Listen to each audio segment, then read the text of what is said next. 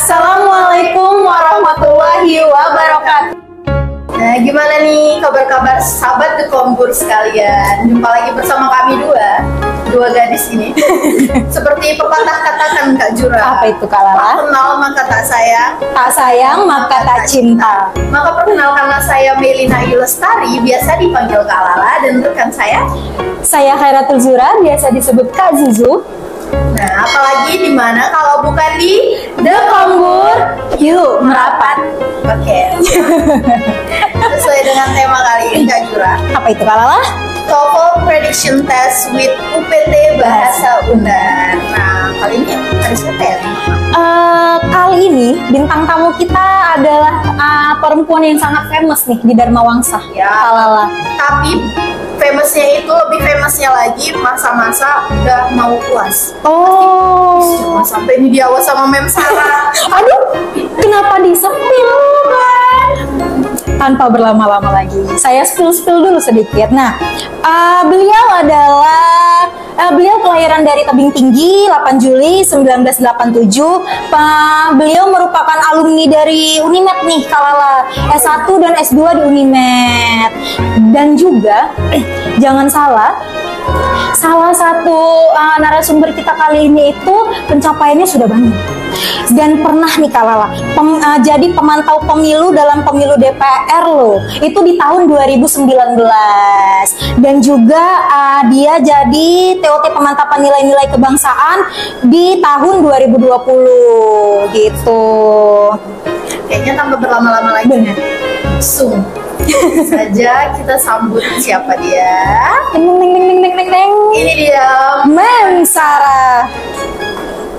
Assalamualaikum Lala dan Zura. Waalaikumsalam, Mem. Kalau Mem Sarah ini memang udah nggak perlu kita pertanyakan lagi kan, karena kan memang salah satu dosen kita juga. Iya benar, dosen terhits. Nah, tapi sesuai dengan tema hari ini nih Mem Sarah. Ya, Kami mengangkat tema, kita kali ini mengangkat tema mengenai TOEFL Prediction Test with UPT Bahasa Undar. Nah, Ya. sama-sama kita tahu nih Kak Jura, kalau ternyata Mem Sarah ini merupakan kepala koordinator dari UPT Bahasa Undar. Benar.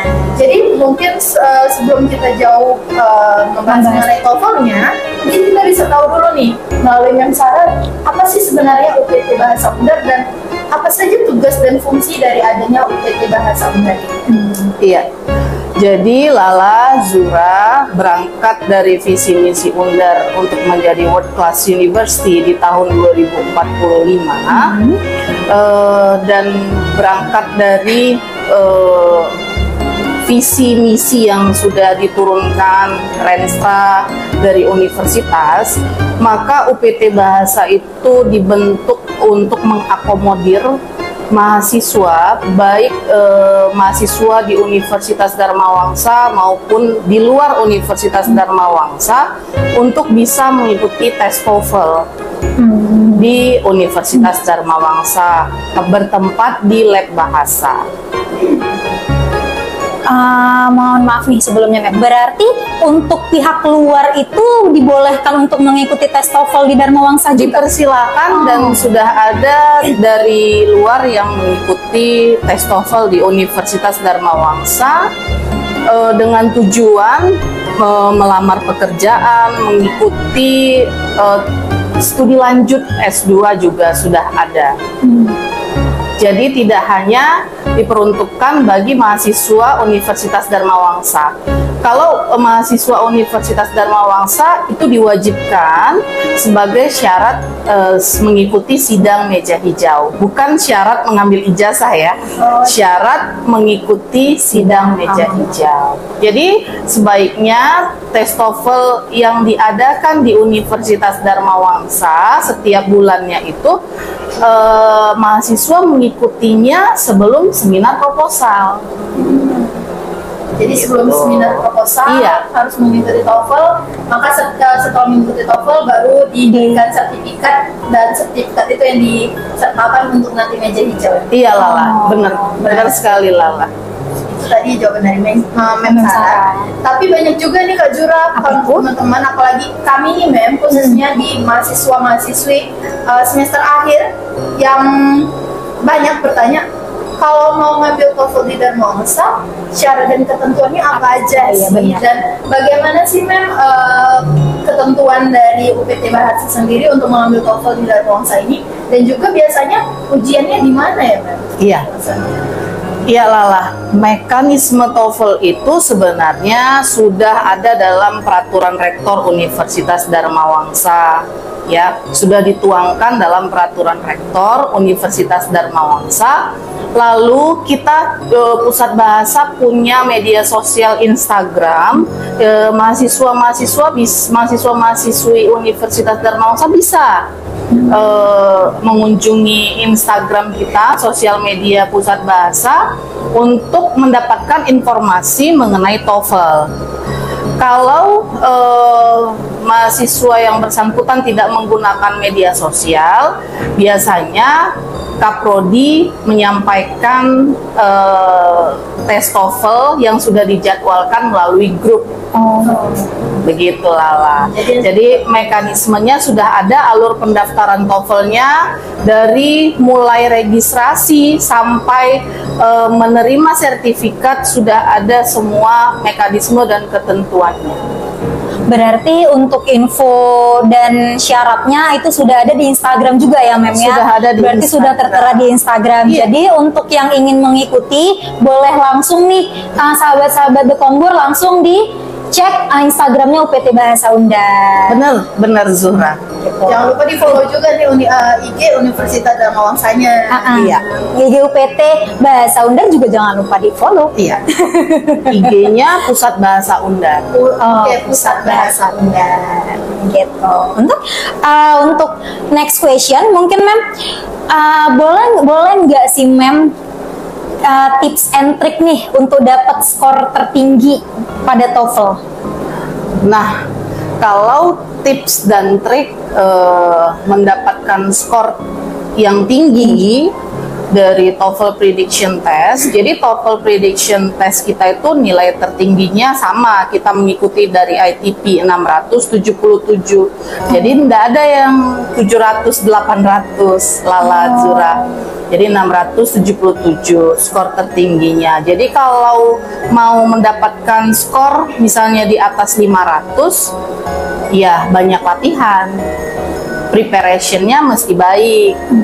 Gitu, Zura. Berarti kalau sahabat-sahabat The Kombur mau tes TOEFL nih lebih banyak diasah lagi pengetahuan-pengetahuannya. Dan kalau nggak salah, udah banyak ya kan Mem beredar di Google bahwasanya soal-soal pertanyaan-pertanyaan tentang TOEFL juga udah ada beredar ya kan Mem? Sudah banyak. Jadi Tapi memang yang paling sulit itu listening, Zura.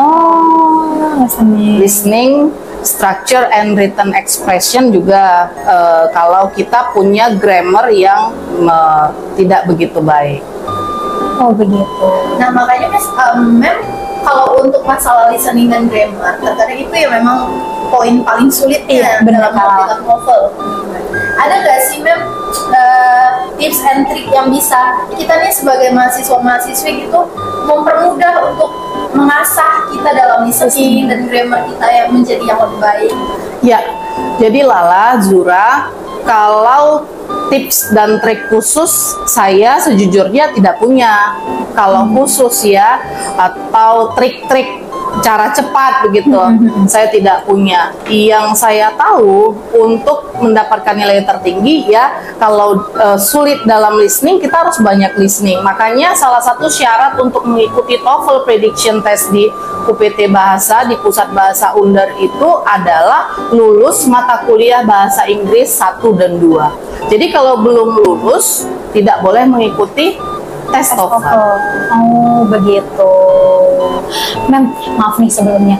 Di UPT Bahasa Universitas Dharma Wangsa ini itu memiliki jenis-jenis TOEFL atau hanya satu yang digunakan? Karena kan ada 2 atau 3 jenis TOEFL. Iya. Tahu saya tuh. Kita masih menyelenggarakan TOEFL Prediction Test. Kita belum punya lisensi ITP, Institutional Testing Program, yang bisa kalian pakai untuk beasiswa dari LPDP. Itu pakainya ITP.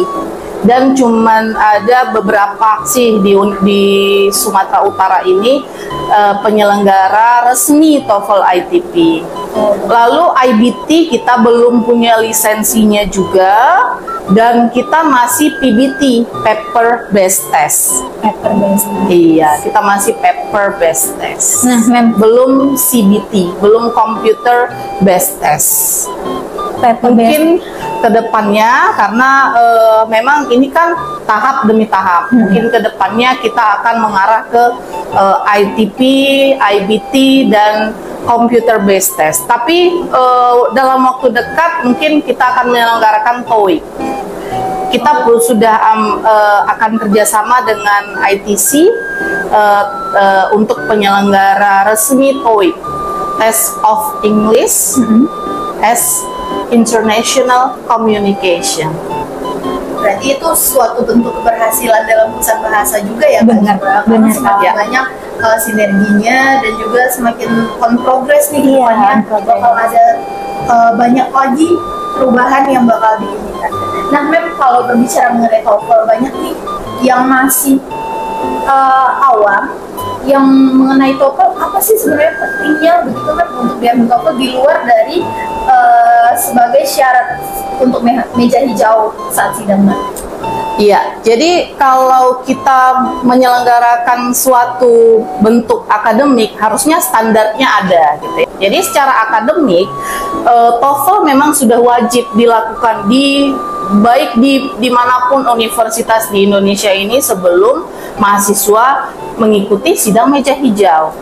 Jadi TOEFL ini bukan sesuatu hal yang baru dilaksanakan untuk sebagai syarat maju sidang meja hijau.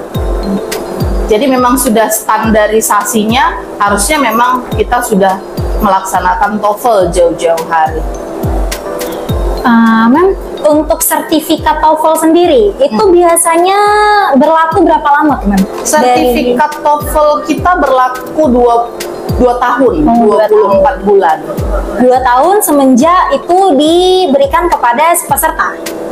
Iya, semenjak peserta dinyatakan lulus tes TOEFL. Bukan lulus sih, standar skornya sudah melebihi ambang batas yang ditetapkan pusat bahasa.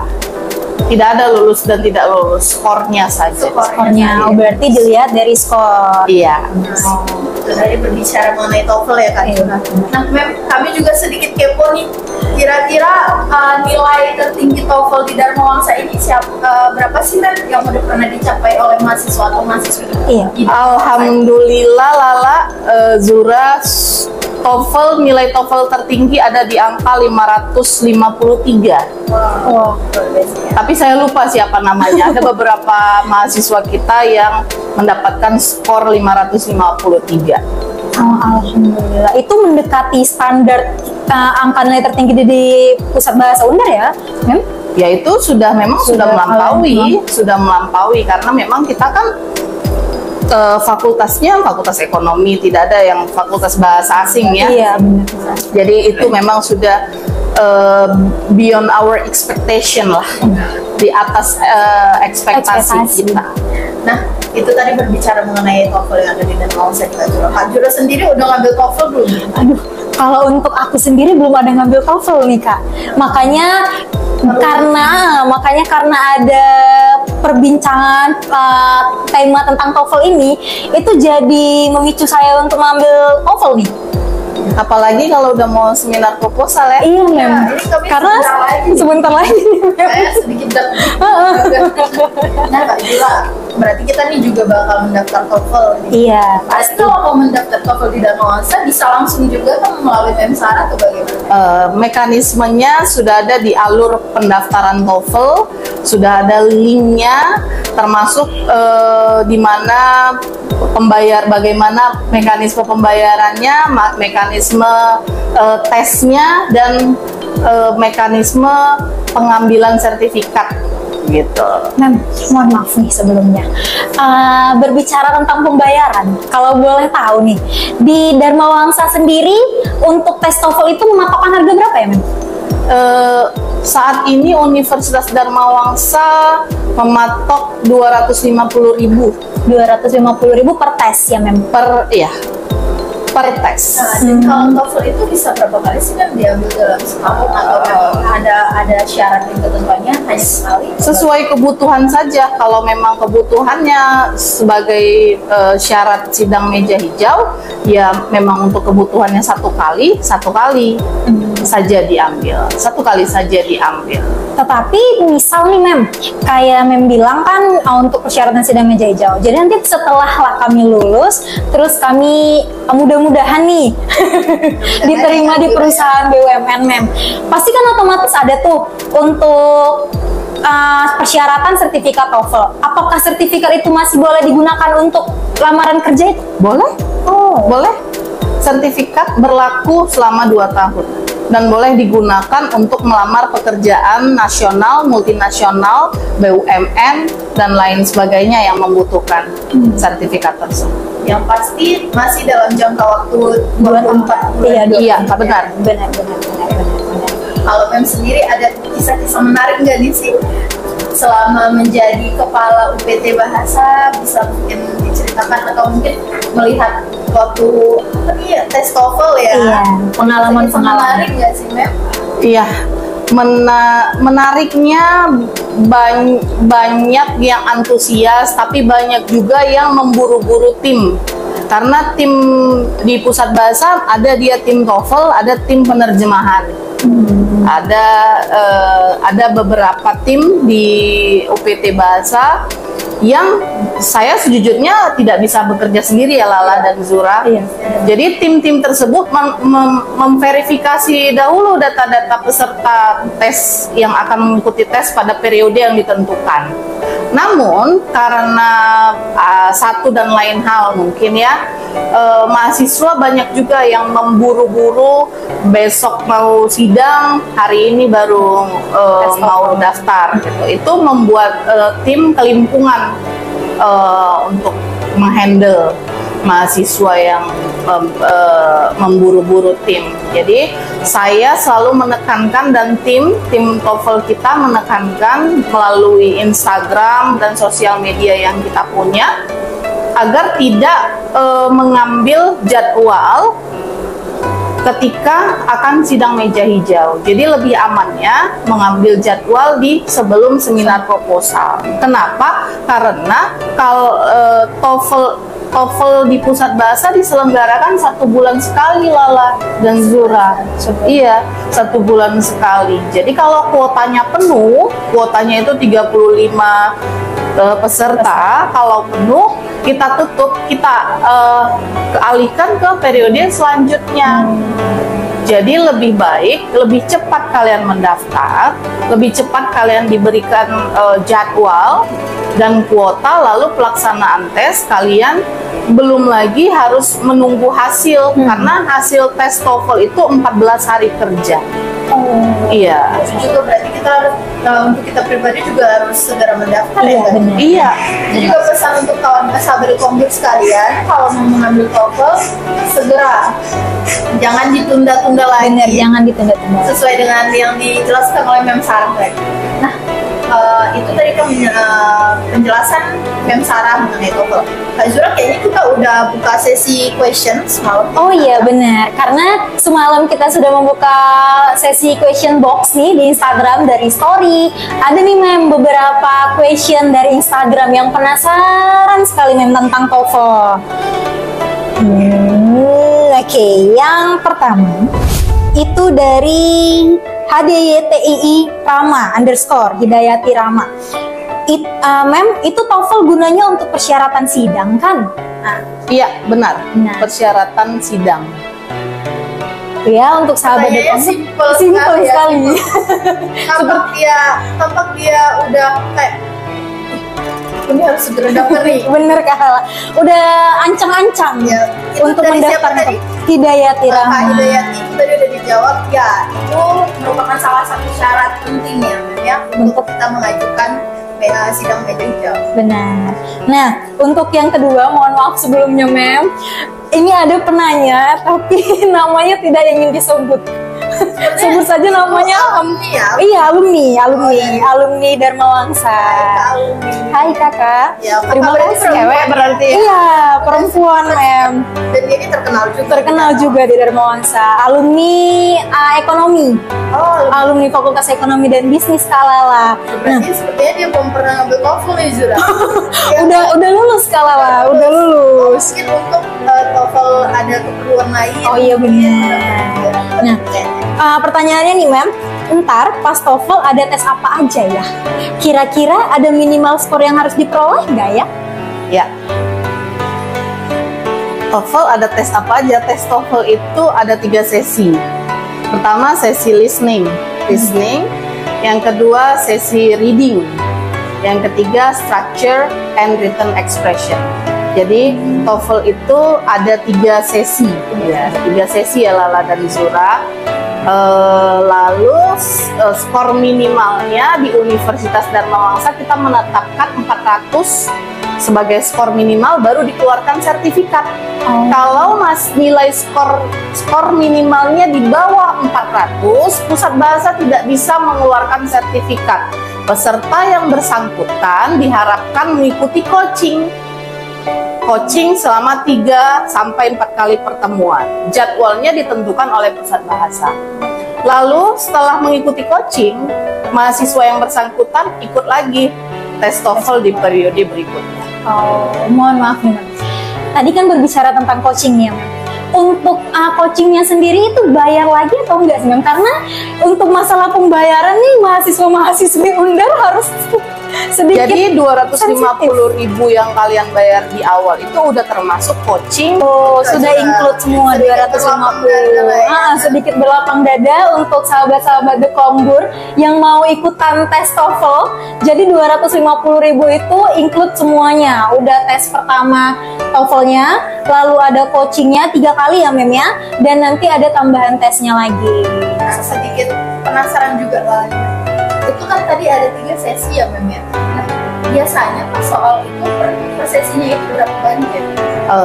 Beda-beda lah Zura. Jadi listening ada beberapa menit, reading juga, structure and written expression juga. Kalau mau tahu lebih lengkapnya ikuti tesnya. Aduh, Nanti sebelum tes, tim TOEFL akan menjelaskan alur tes TOEFL-nya bagaimana kepada seluruh peserta di Laboratorium Bahasa Universitas Dharma Wangsa. seperti itu. Ada Kak Lala. Gini Mem, kan seperti yang tadi Mem bilang, itu bakalan nanti sebelum tes bakalan dijelasin sama timnya. Jadi kan banyak nih teman-teman The Kombur yang dia kuliah sambil kerja nih Mem. Mereka pasti memikirkan, aduh aku nggak sempet nih untuk tes TOEFL, kapan ya? Biasanya kalau misalkan tes TOEFL itu di pagi atau di siang hari? Iya. Dan biasanya kita mengadakan tes TOEFL itu di hari Jumat atau Sabtu, karena kita tahu banyak pekerja, banyak mahasiswa kita yang sambil bekerja. Biasanya kita ambilnya Jumat atau Sabtu, biasanya di jam 2.